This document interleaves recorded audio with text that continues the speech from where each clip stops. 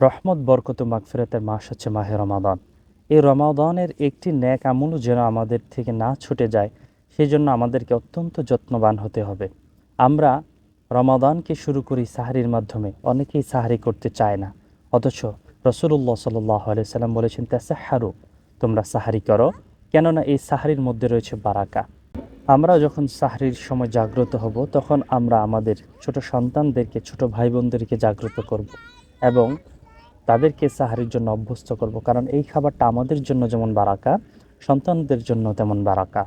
2 নম্বর হচ্ছে, রমাদান মাসে আমরা তাহাজ্জুদ পড়ার অন্যতম একটা গুরুত্বপূর্ণ সময় পাই।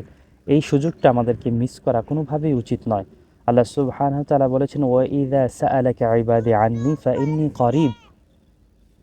আল্লাহ তাআলা আমাদের অতি নিকটবর্তী। তো আল্লাহ তাআলা নিজেই আমাদেরকে ডাকতে থাকেন, কে আছো আমার কাছে চাইবে, আমার কাছে চাও, আমি তোমাদের ডাকে সাড়া দেব।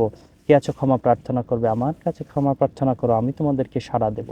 এইভাবে আল্লাহ তাআলা আমাদেরকে ডাকতে থাকেন নিজেই। সেই জন্য রমাদান মাসে তাহাজ্জুদের অভ্যাস করা আমাদের জন্য খুবই গুরুত্বপূর্ণ। 3 নাম্বার হচ্ছে, সারাদিন আমরা অহেতুক কাজে ব্যস্ত না থেকে পবিত্র কোরআন কারীম তেলাওয়াত করা। কারণ রমাদান মাস হচ্ছে শাহরুল কোরআন, কোরআন নাজিলের মাস।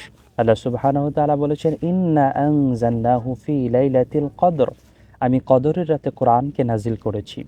সেই জন্য রাসূল সাল্লাল্লাহু আলাইহি সাল্লাম এবং জিবরাইল আমিন এই কোরআনকে রিভিশন দিতেন, রমাদান মাসে বেশি বেশি পড়তেন।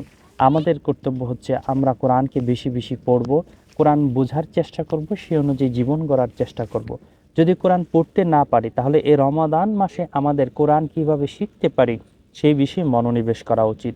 যদি তাও না পারি, তাহলে আমার কাজের সময় যেন আমি কোরআন তেলাওয়াত শুনতে পারি, সেই জন্য আমার মোবাইলে হোক, ল্যাপটপে হোক, আমার যে কোনো ডিভাইসে হোক, আমার কাজের সময়, হাঁটার সময়, খেলার সময়, আমার ড্রাইভিংয়ের সময়, ব্যবসার কাজে, অফিসের কাজে আমি কোরআন কারীম তেলাওয়াত শুনতে পারি, সেই ব্যবস্থা আমাদের করা। ইফতারের সময় যখন সবাই একত্রিত হব, ইফতারের পূর্ব কিন্তু দোয়া কবুলের চমৎকার একটি সময়।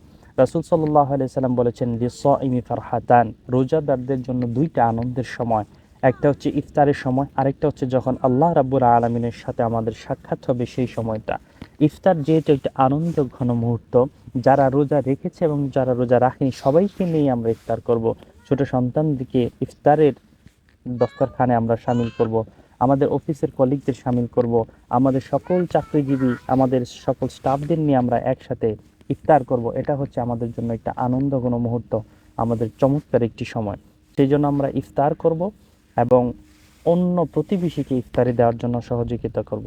কেননা রাসূল সাল্লাল্লাহু আলাইহি সাল্লাম বলেছেন, যে ব্যক্তি কোনো রোজাদারকে ইফতার করালো, রোজা রাখার সম পরিমাণ সওয়াব আল্লাহ রাব্বুল আলামিন তাকে দান করে।